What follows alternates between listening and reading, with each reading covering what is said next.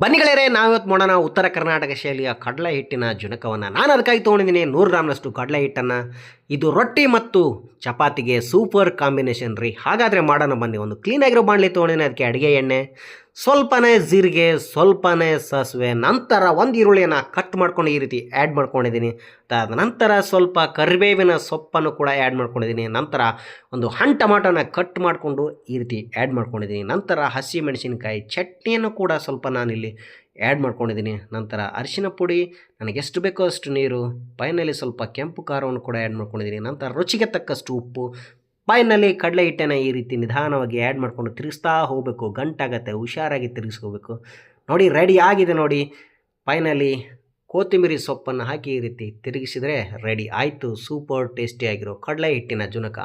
ನಿಮ್ಗೆ ಗೊತ್ತಲ್ವಾ, ಮನೆಯಲ್ಲಿ ಮಾಡಿ ತಿಂದವನೇ ಮಹಾರಾಜ. ವಿಡಿಯೋ ಹೇಗಿದೆ ಅಂತ ಕಾಮೆಂಟ್ ಮಾಡಿ. ಧನ್ಯವಾದ.